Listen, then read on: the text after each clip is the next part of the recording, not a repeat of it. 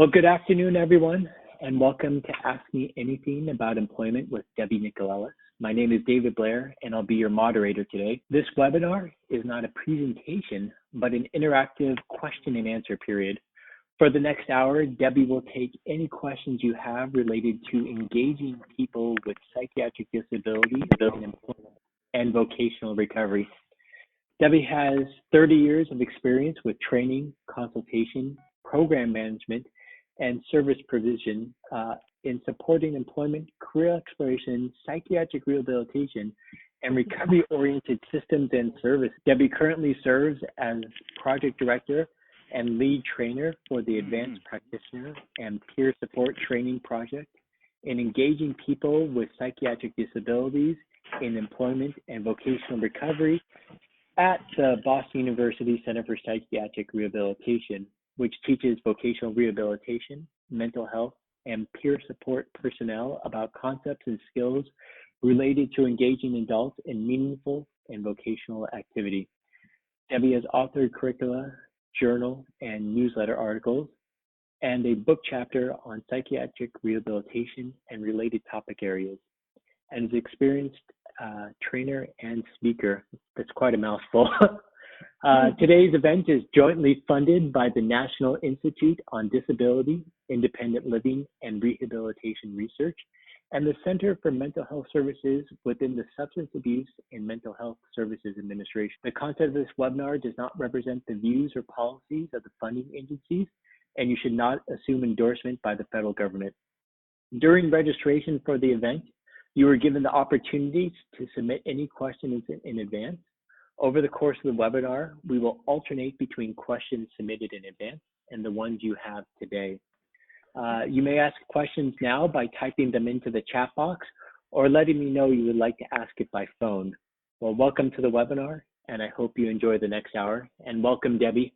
I know you had a little introduction you wanted to share with us, so why don't you go ahead and do that now? Sure. Well, I'll just add to the very kind introduction that you gave, David, that the webinar that we have today is in essence based on a course that we are offering right now as a part of our grant from SAMHSA and NIDLR to improve outcomes, employment outcomes for people with psychiatric. And so this presentation today, or this Ask Me Anything, is really intended to be focused on how to engage people with psychiatric in employment and vocational recovery. So the focus may be mostly on engagement strategies. How do we engage people in employment? What does vocational recovery look like? How do we support people around their motivation for employment and vocational recovery? How do we help people make choices about employment so that they can better engage in the employment support process, employment itself, vocational recovery for the work? So that's what I'll add. And I'm really looking forward to talking with you all. Thank you for being here today. Thank you for spending your time with us and me and the questions I'll have and the questions everyone has brought with us. We're going to start with something really broad and poignant is, what is vocational recovery? And in general, how do I engage people in? Right. It's a big question, isn't it? So what is vocational recovery? Vocational recovery is a newer term. A lot of people say, I haven't really heard that term. But when we talk about vocational recovery, we're not just talking about getting a job. A lot of the focus on employment services is very justifiably getting people into a job. When we talk about vocational recovery, we're talking about more than the job or a job. We're really talking about a trajectory, path, a lifetime of vocational experiences and a lifetime of kind of honing who I am as a worker and as a productive citizen in the world. So vocational recovery probably has a variety of definitions, and we all might come up with our own. But I really think about it as, a lifetime of exploring and identifying and living out a life of meaningful vocational activity. So with that pretty broad definition, I think you asked, David, how do we engage people in that? And I think one of the first things that we need to recognize is that people with psychiatric disabilities, people in mental health recovery, people with psychiatric or mental health challenges can and do work. That possibility for a meaningful vocational life is real, is possible, and that all people can have a life of meaningful, activity or experience. So there are many pieces to involving people in that, but I think it really starts with believing that people can, and that even believing that people with some serious challenges and people who really struggle with the idea of work or struggle with symptoms and struggle with other, life challenges can work. That we're probably not, as a field, talking about employment enough. And that's why I'm so delighted to see so many people with us today, because we're probably not talking about employment enough in our services, in our supports, in our peer support, in our mental health treatment supports, and hopefully in our employment and vocational rehabilitation supports. But that idea that we really, we start with a belief that people can work and that it is possible to engage people in a lifetime of meaningful work. You mentioned your course, and Amy in the room just asked a question kind of tangentially related, so it's a chance to talk about that too. But she asked, what courses or workshops do you recommend for supported employment specialists to take to increase our success with clients for vocational work? Yeah. Well, that's a great question, and I'm sure there are many. So I can't speak to them all, but I can speak to some of the ones that I know about that we offer. I'll point people to some of the ones that we have going on now.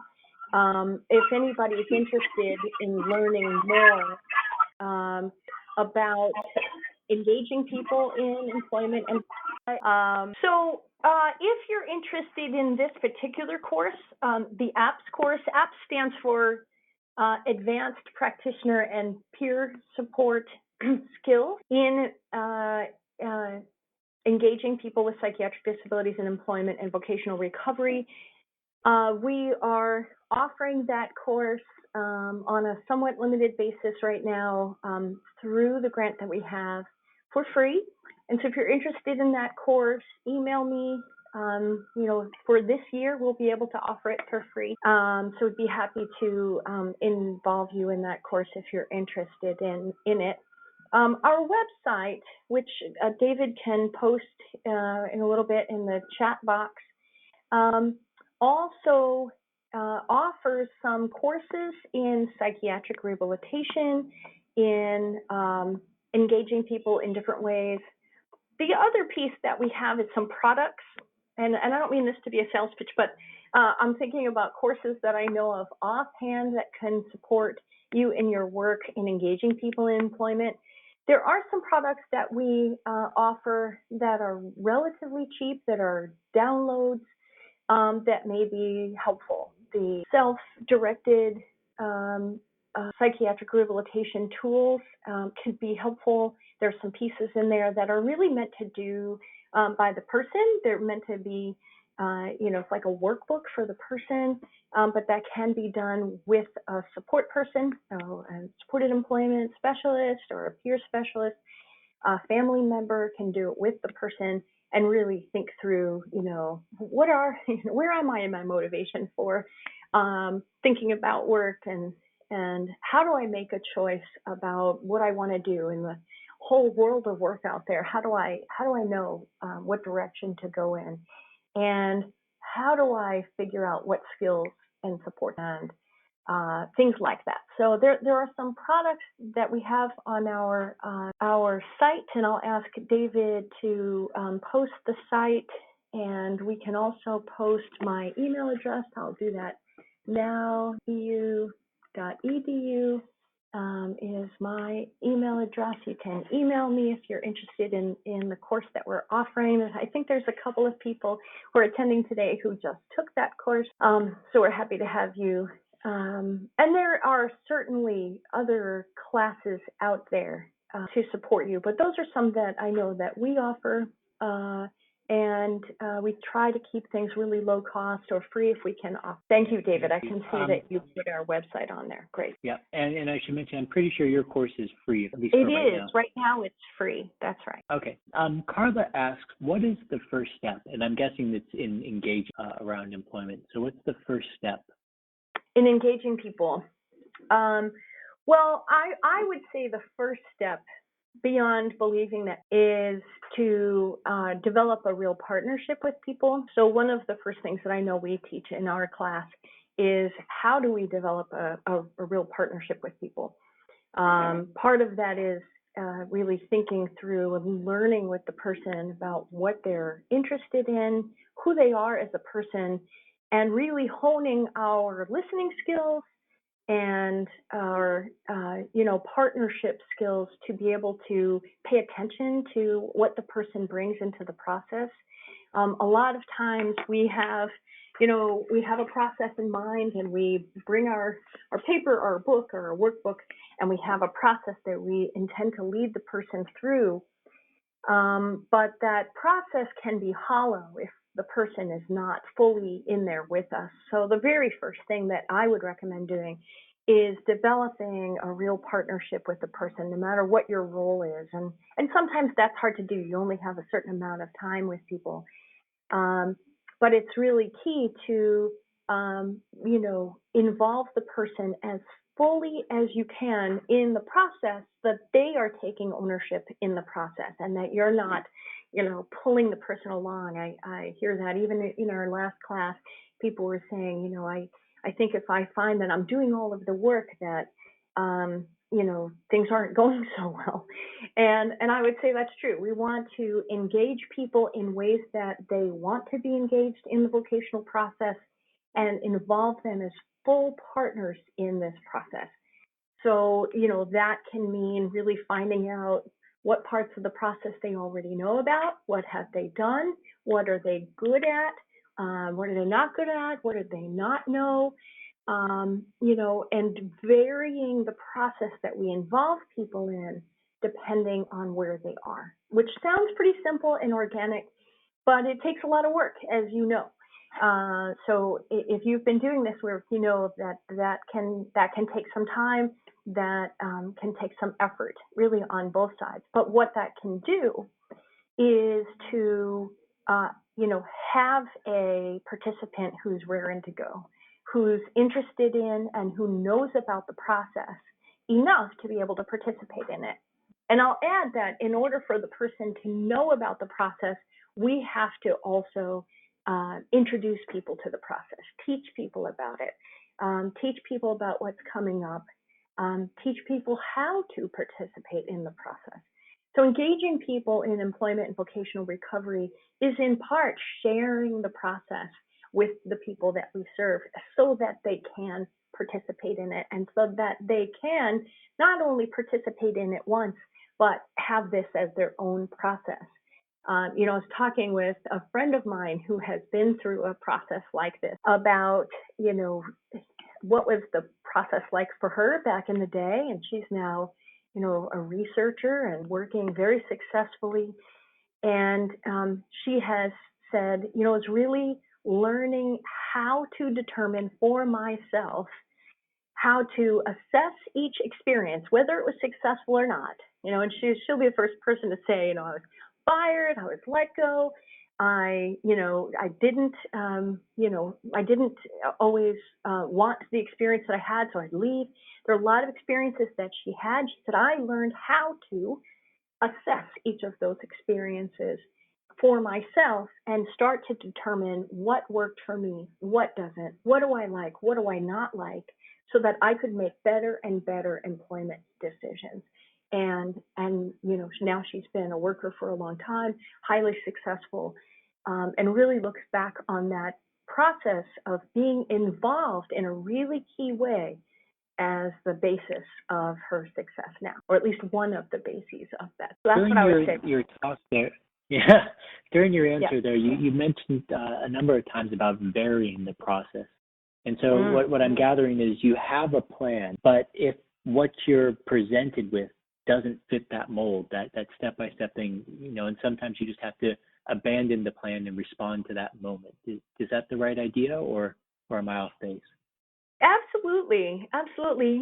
People come into the process in different places. Not everybody comes in not having had employment experience or not knowing anything about, the vocational support process. Some people have a lot of experience with that. Some people were very successful workers at some point and now want very specific parts. My best example of this for myself, and anybody who's in the course probably heard this example, is a guy who came into our services at some point, and he said, I'd like to learn how to get a job. And I said, well, great, we have all of these services that we can offer you. We can help you determine your readiness for a job, and we can help you choose the kind of job you want. We can help you keep the job. And he'd say, well, I'm really just looking to learn how to get a job. And I was like, okay, so you really know what you want, and we can help you choose which job that is. And I had a process in mind that I was going to offer this guy. And he must have said about 7 times, I really just want to learn how to get a job. And when I finally listened and said, so you want to learn how to get a job, I was finally able to not only, knock on myself and say, listen, Debbie, listen, but really tailor that process and teach him and learn myself in some ways all of the different skills that he needed in order to get a job. And then when we did that and really tailored that process to suit exactly where he was, he went out and got a job. And when he told me about it, I said, oh, that's great. If you want help keeping the job, we can help you do that too. And he said, no, thank you very much. This has been great. I'm going to go to work now. So we really have to tailor it to the person, where they are, what they want, what they're good at, and what support they want us to offer. And I'm going to skip around with people's questions because it's related to this process you're talking about right now. Someone asked in the room, how do you suggest explaining the process to those individuals who may have a dual diagnosis of intellectual and developmental disabilities and a mental health diagnosis? Yeah, and this question comes up a lot. Everybody has a different challenge. Everybody has different cognitive abilities, different people. We at BU tend to be kind of wordy, and so we have, a lot of workbooks and books and things like this. We're university folk. But nothing in the vocational rehabilitation process, the employment support process, even our wordy books and such, cannot be tailored to the person. And I think the real challenge, and there's no one answer for this, so I recognize that the person who's asking this question probably has a particular person in mind, and there's never really one answer for it, but feel free to take those materials, take the process, and make it available to the person. So if that means engaging the person with pictures, then engage them with pictures. If it's more about action and doing, then tailor it with more activity. If it's, showing the person and then supporting them to do it, then use that method.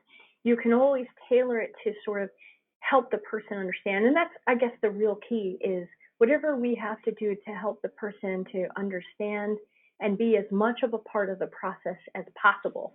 One of the things that comes to mind is, organizations that have oriented people with developmental disabilities, for example, who were part of committees and such, by color coding the materials that they would hand out and go over as part of their committee work, so that the person who had a developmental disability could catch up with the piece of paper that they were working on by knowing that everybody's working right now, and be able to easily maneuver through colors, through supports.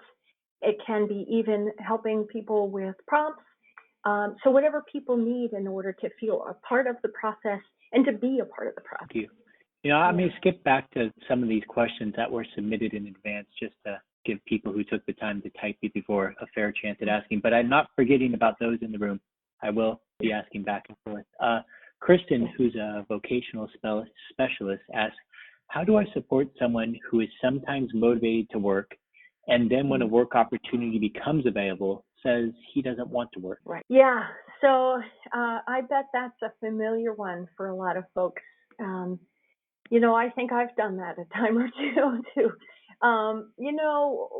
Making a change like work is scary. When we're talking about employment, we're talking about making a change can be challenging in all of the ways that making a change can be challenging. It can require resources. It can require skills that we may or may not be sure that we have. It can be nerve-wracking. It can challenge us on every level. And I think, the people we serve also have those challenges, right? And they may have them at levels that we're not dealing with them. The question is, how do I help people with motivation? And one of the things that I think about a lot is that, it's hard to motivate people. I try to take that out of the equation. But it is possible to help people to assess their own or explore their own motivation. We call this different things depending on what piece of material you're looking at. Sometimes we call this assessing readiness.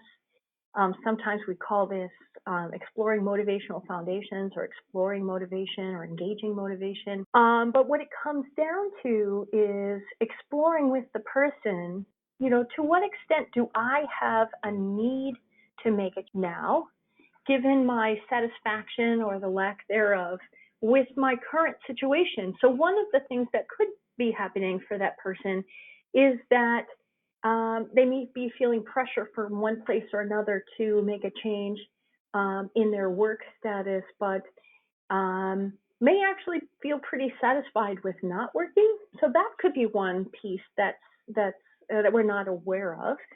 I know I've run into that in my work. And have experienced that myself. I'm not so sure I want to make that change because I'm actually happy with the way things are now. Another piece can be the beliefs that somebody has. So do I believe that I can make something like this happen? Do I believe that I have what it takes to make this happen? Is this really a change that I want? Do I think I want that? Do I believe that I have enough support and the kinds of support that I need in order to make a change like this happen? Things like that can make a difference too. So if we haven't explored these questions, those might be kind of going behind the scenes and may stop the person from actually showing up at that interview or continuing to work with you. Other things that can come up are things like, do I know enough to really start thinking about this stuff? And do I know enough to start this process with you? Do I know enough about the world of work? Do I know enough about myself as a worker? Like, do I feel knowledgeable enough to even enter this process? Can be another. So these kinds of things can be really key. Kind of question marks. I often think about it as, if we can unearth some of the question marks that a person has, the person might even have questions about, if I get a job, what's going to happen to my Social Security, and am I going to lose my health insurance? And, I've been told that, blah, blah, blah. I've been told that I'll never get back on. I've been told that I get cut off immediately, whatever. And so if we can start to unearth the questions, whether they're kind of deep, do I need this, or deep, will I lose my Social Security kinds of questions, we can then start to help the person to answer and help them to feel like they're on more solid ground. Because if the person is feeling like they're on, sandy ground or shaking ground, they're less likely to take the leap and continue with the process. So we recommend really exploring the motivational foundations that a person might be considering in the background that we might not even know, and then helping the person to develop those, beliefs, the knowledge, that support, and even the need. If the person would find it helpful, for example, to be introduced to possibilities so that they can really see a possibility for themselves. They can see a future for themselves. And start to be introduced to the possibilities are some of the ways that we can address some of those questions. Another way to address them is if a person has questions about what happens to my benefits, is getting them to benefits counseling. So that is my recommendation. And if you want more information on that process, there's a couple of places on our website where you can, get books on that, workbooks on that, and even our course that I mentioned before addresses this piece as one of the modules. So this is an interesting piece that we have to offer. Yeah, go ahead. Sure. And so there are questions here. I may try to ask them with this engaging in employment bend as best I can. The first one is Natalie, and she asks, is there any vocational assessments or vocational exploration exercises that you can recommend for this population, or any particular handouts that you can think of? I think she's looking for ways to help guide people, things she can give them. And if I'm overstepping, Natalie, please let me know. I'm just trying to make it generic enough that Debbie can answer. And you said vocational exploration, David? Yes. Okay. So that sounds to me like, how do we help people to make a choice? And there are, the simple question of, are there handouts? Are there worksheets? Yes, there are a couple. Those self-directed psych rehab activities is one that's out there on our website again. That's a possibility. That has worksheets. It's all worksheets. It's really meant for the person to kind of work through through the process themselves. But a simple way that you can just use a piece of scratch paper is to think about the kinds of experiences that the person has had. So to have a conversation with the person about what are their past experiences. And I think this was one of the more powerful pieces that people who got to Module 4 in our course really experience, is having a conversation with people about their previous experiences, and not just what have you done before, but really looking into depth around, what did you like about that experience? What did you not like? What were you good at? What were you not so good at? And have people even write something about it. We sometimes call that a vita, or, the resume that you'll never hand an employer. But it's really just a sense of, what kinds of tasks did you do?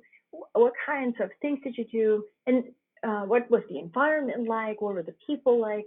And what kinds of things did you like, not like, or good at, not so good at? And start to translate those experiences and those likes and dislikes into preferences for the future. So I think this is one of the more powerful things that psychiatric rehabilitation has to offer the field of employment, is helping people to make a choice about what they want to do. It's one of the things that kind of turns more traditional vocational rehabilitation on its head a little bit, in that we used to sort of say, so what can you do, and let's place you there. And in psychiatric rehabilitation, we say, where do you want to go, and how can we help you get there?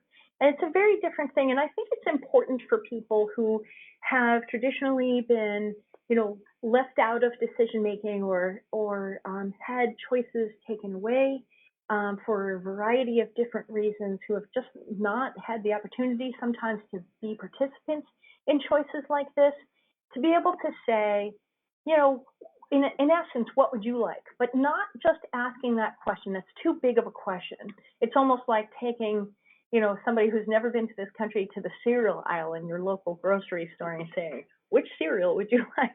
It's too big a question. There's too many, and the person may not know enough to know which one is which. So the question is really, given what you've done in the past, even if you've had very little employment experience, it could be experience in school, it could be experience with volunteering, it could be taking care of a sick family member, it could be military experience.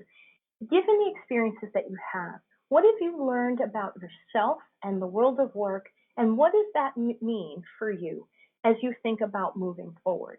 What kinds of things would you like to see again? What would you like to do again? What kind of people would you like to work with?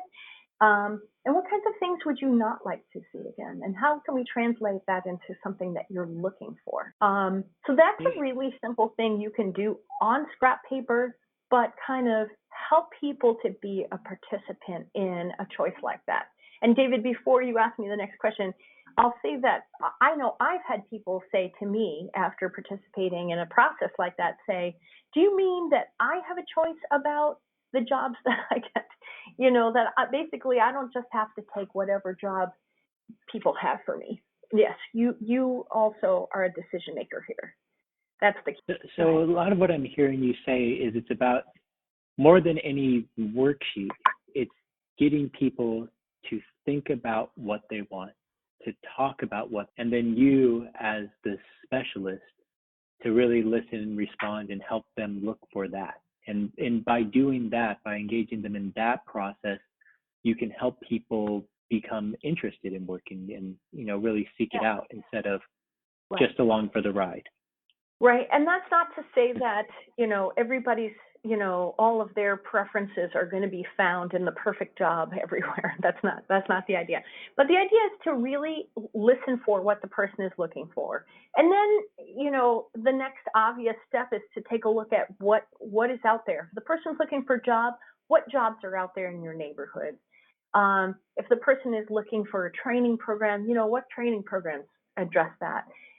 It could be the person's just thinking about what field they might go in and then into, and then therefore, what do I need to do next? But to look at some of the realities, right? What's out there, and see which one is the best match. The most important piece I would say is that preference piece, because once you have that, you can take a look at what's out there, evaluate those according to the person's preferences, and then support the person to make the best choice for them. And it's often,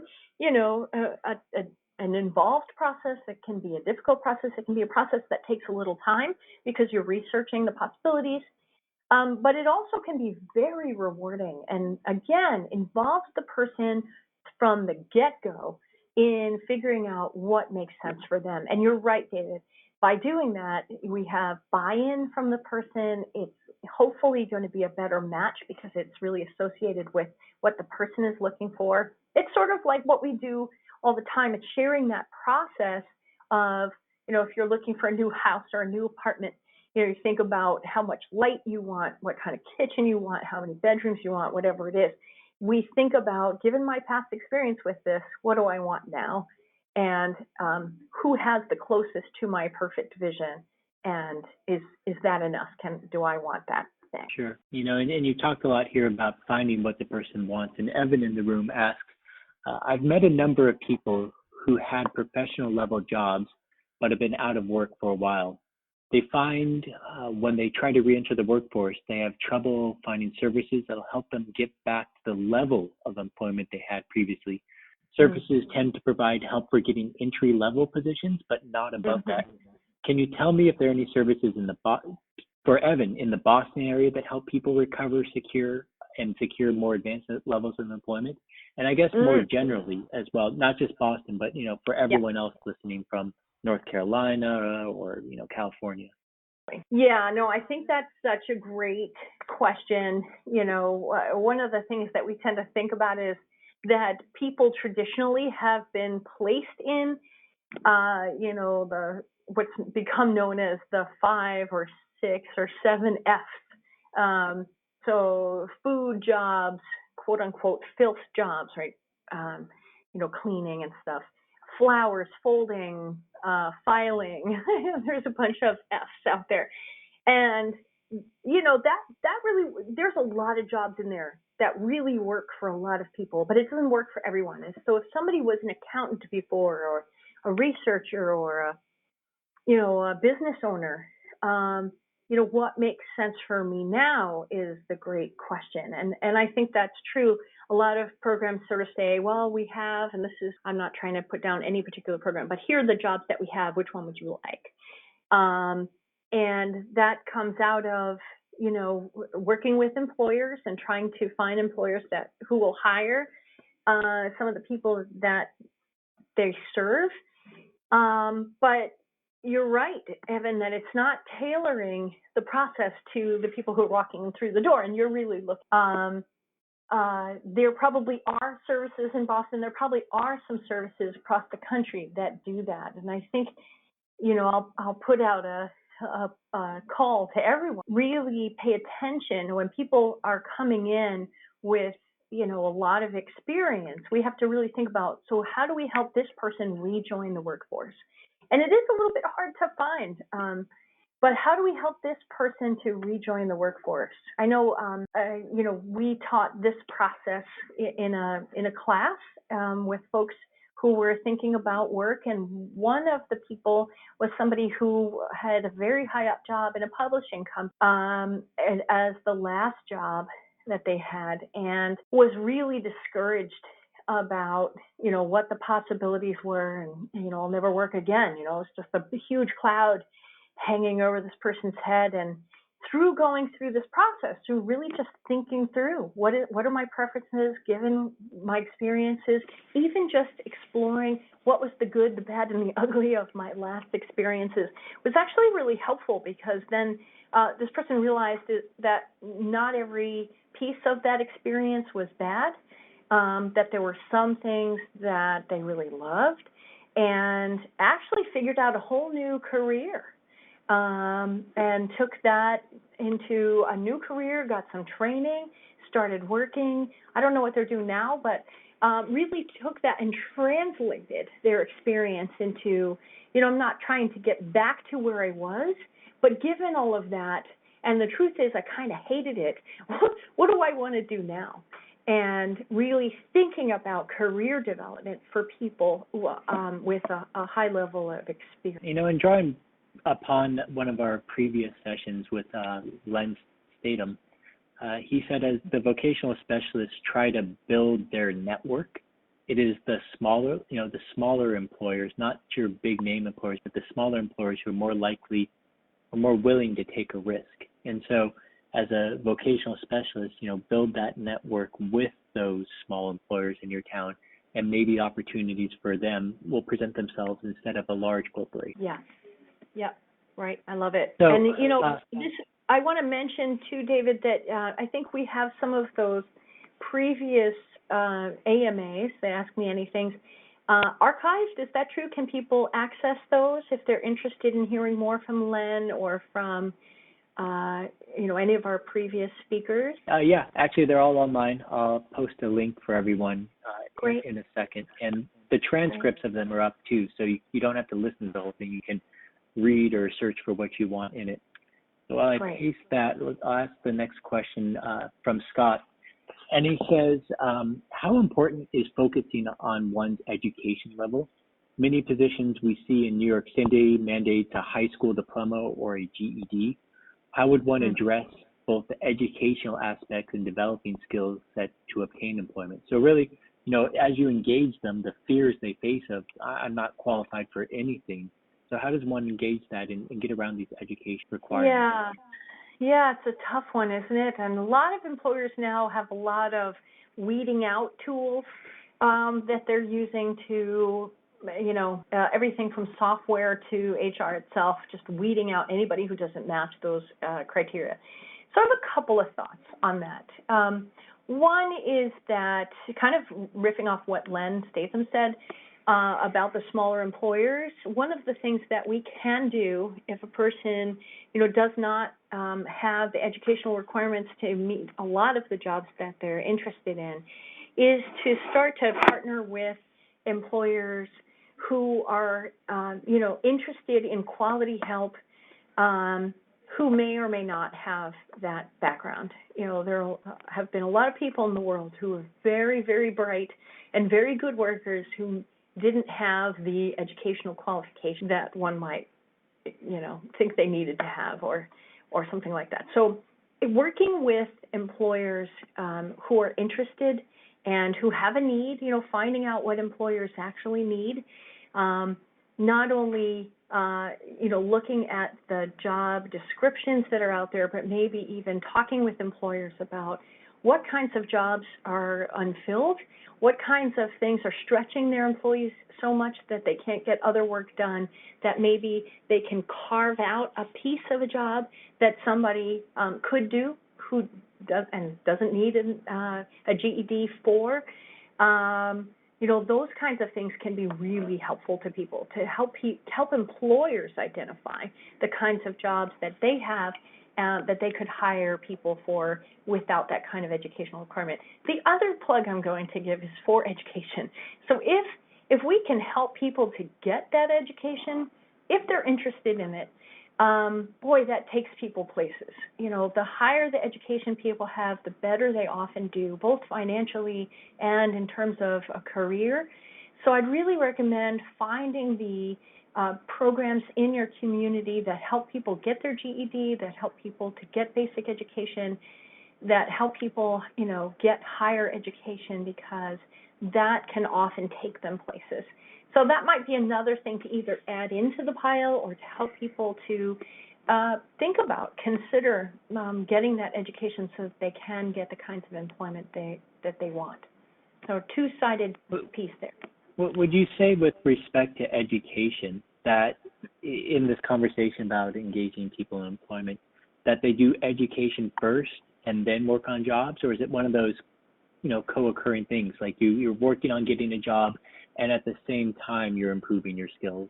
Is it too much? Right. Is it the right choice? It's really going to depend on the person, isn't it? Some people are going to want to get that GED first before they can even consider a job. Other people need a job now. They need the money.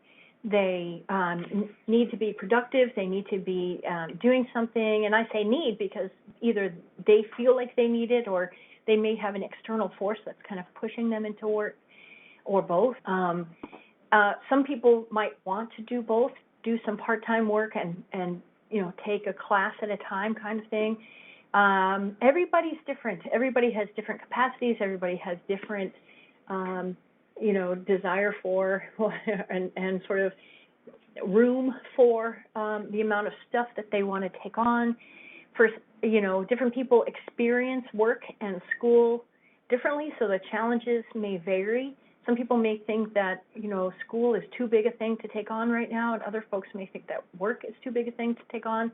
Some people will be excited to do both. So I would pay attention to what the person gets really excited about, what they want to do first. It's sometimes hard to tease out, but to start to explore the possibilities, looking at the very real situations that people are in, and helping them to make the best decision that they can make at that. And I'm going back to one of these things from before. You've mentioned a lot about things where people seem to show an interest and have a direction, but and the question is, what do I do with people who don't seem to have a particular employment goal or a particular direction that they're going? I think there are people who might end up in this process simply because someone suggested it and they didn't say no. Right. What brings you here? My case manager told me to come. Yes. That just happens a lot, right? Or my mom suggested it, or I don't know, I thought I'd see what you do. So if the person doesn't know, again, I would start with the motivation question. And that's not to say, are you motivated? That's not the question. But the question is to see with the person, where is your motivation? Do you feel a need to make a change now? Is this something, is making a vocational change something that you want? Does it have, do you think it has enough benefit for you that it outweighs any risk that it carries, or do the risks really outweigh the benefits? Do you believe you have support for this? Is this something you know a lot about? Really start to explore some of those motivational factors and help the person to really develop any that are tricky for the person. And then helping people to make informed vocational choices. I think can be a really beautiful thing. Sometimes people need experience in in work in order to even start to be able to think about making a choice. They may not have any experience with work at all. So one of the things that we can do to kind of develop motivation for work is to help people to experience, which sounds a little bit backwards, right? But the reality is that if a person doesn't have a lot of experience with work, we can help people to have a series of experiences with work. My old mentor used to call it a series of successful experiences, which is a whole lot of S sounds. But it's a good point, helping people to try out work, see what they liked, see what they were good at, and then keep trying out different pieces to start to really hone a vocational identity for themselves, hone their knowledge of the world of work, and to start to really decide for themselves, is this something that I want in my life? And if so, what would that look like? Going to the next question we have on the list, and I think this is one we get a lot. It's around disclosure. Lauren asks about returning for work for a person with a psychiatric disability. Do you disclose diagnosis upon the return to work or not? What are the kind of pros and cons of this, and what's your approach, and what do you recommend in your opinion? And before you answer that, I'll give the general answer that I've heard time and time again, is that it is up to the individual to decide if they want to disclose or not. They do not have to disclose, but if they want protections and accommodations that the law provides for them, they have to disclose, and quite honestly, they have to disclose before they need the accommodation. And they should do it in writing. Even if they present it to their boss in person, they should follow it up in writing. That way there's a documented trail. So kind of with that groundwork laid for you, what's your approach to disclosure?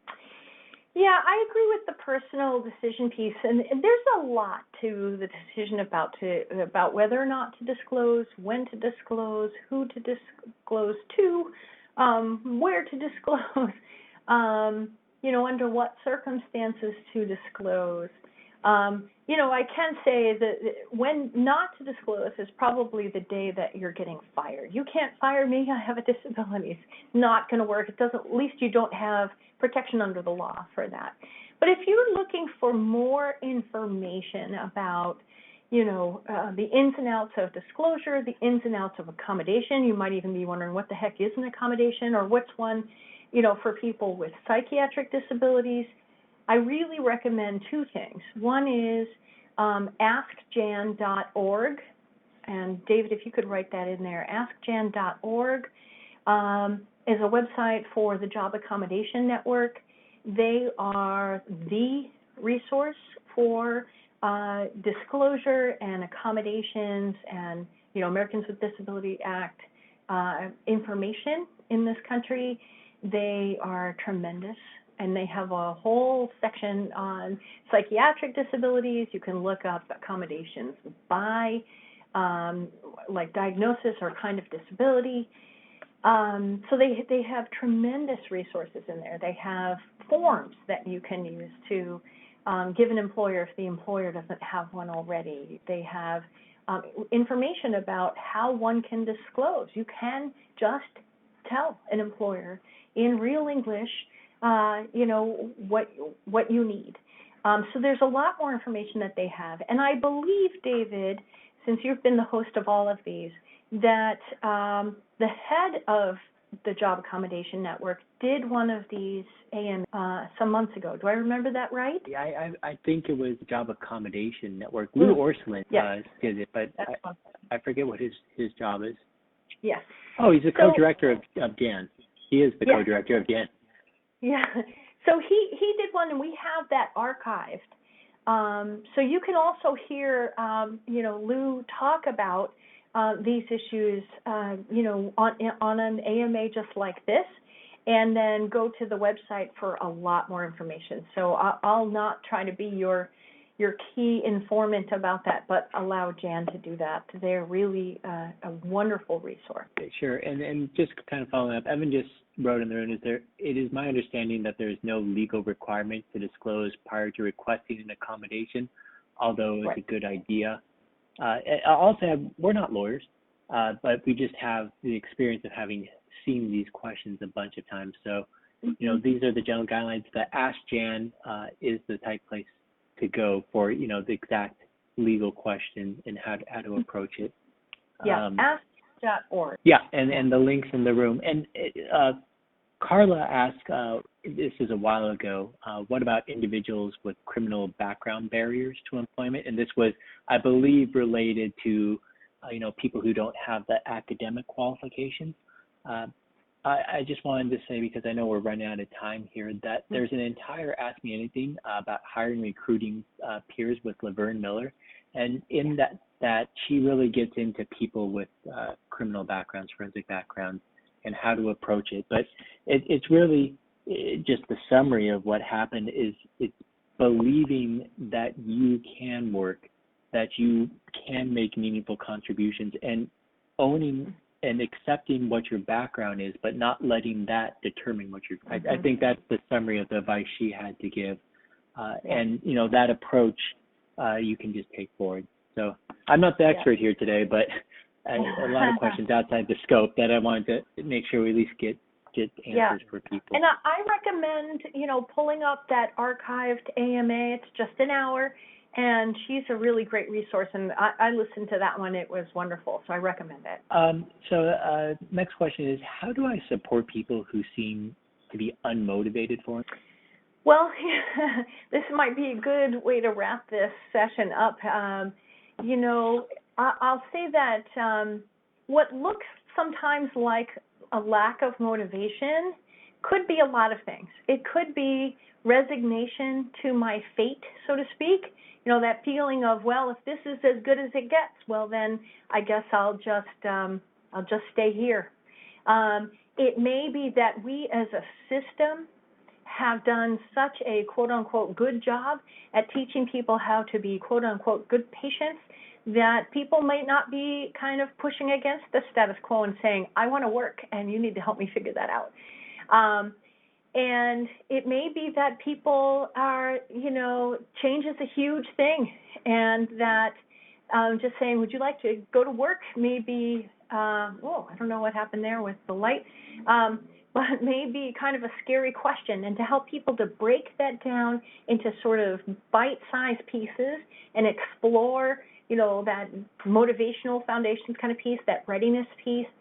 You know, do I have a need for this? Do I want it? Do I believe in it? You know, all of these pieces can really help people to decide for themselves. And I'll say lastly, share the process with people so that they understand what it is that you're interested in doing with them and that they can take it on and learn it for themselves. I think that will get us beyond the this person isn't motivated kind of question. The person may have motivations we don't know about. Sure. Well, Debbie, I'd like to thank you for taking the time to answer everyone's questions today. I know we didn't get to everyone, and if there is some burning question you have, please email scirehab@bu.edu, and we'll pass that message along to someone who will try to help you out or point you to someone who can answer your question. Thank you again, and we look forward to having you join us in the future. Thank you, everyone. Goodbye. Bye.